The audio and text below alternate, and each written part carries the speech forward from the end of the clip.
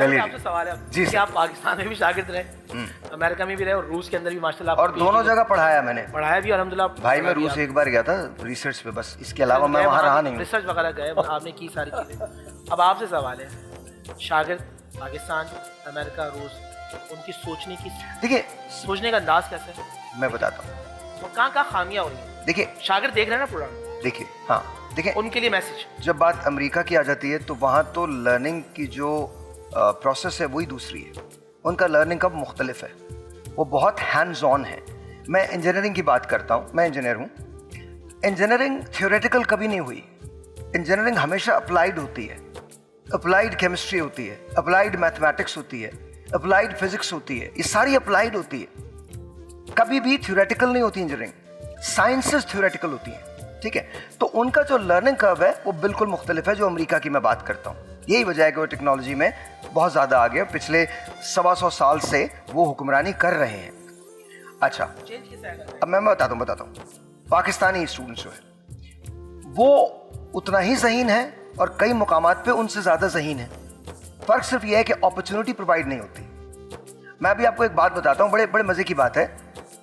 दो किस्म की चीज़ें दुनिया में एग्जिस्ट करती हैं, एक होती है सेल्फ एस्टीम, एक होता है सेल्फ कॉन्फिडेंस। सेल्फ कॉन्फिडेंस कैसे आता है? सेल्फ कॉन्फिडेंस ऐसे आता है जब आप ताकतवर हो जाते हैं, जब आप दुनियावी तौर पे कामयाब हो जाते हैं, जब आप किसी ओहदे पे पहुंच जाते हैं, तो वो सेल्फ कॉन्फिडेंस में आ जाता है। फिर वो बात भी करता है, हर चीज करता है। सेल्फ एस्टीम कैसे आती है? सेल्फ एस्टीम तब आती है जब आपने इतना सा भी कुछ किया हो लेकिन किया ईमानदारी के साथ हो, आपका कोई बैगेज ना हो।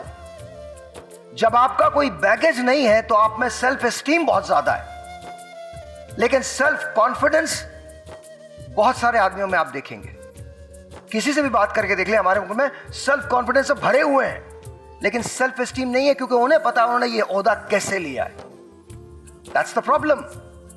जब हम स्टूडेंट्स की बात करते हैं तो हमने तमाम बातें की, तमाम बातों में तरबियत जो है वो नजर आ रही है कि तरबियत करनी चाहिए, तरबियत करनी चाहिए। और फिर आपने पूछा तरबियत करेगा कौन? ये रवैये हैं जो डिसाइड करते हैं कि तरबियत कौन करेगा। मैं बताता हूं क्यों। शमा एक जलती है और इससे जलाते रहते हैं।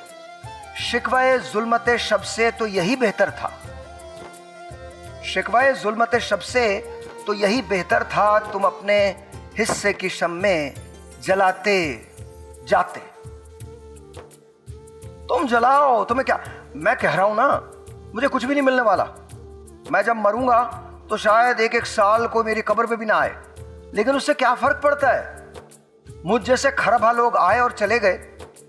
हमारी जिंदगी में हमारा एक फंक्शन होता है, जिस दिन वो फंक्शन खत्म हो जाता है उस दिन हम मर जाते हैं। अपनी ईमानदारी के साथ स्टूडेंट बनना है, बेहतरीन स्टूडेंट बनिए। खाकरोब बनना है, खाकरोब, दुनिया के सबसे बड़े खाकरोब बनने की कोशिश कीजिए। हो सकता है आपको दुनिया ना माने, लेकिन आपने ये अपना पूरा देना, 100% देना है।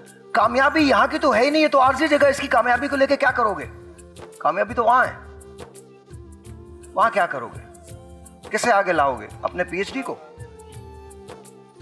अपने एमफिल को, अपनी गाड़ियों को, अपने घर को?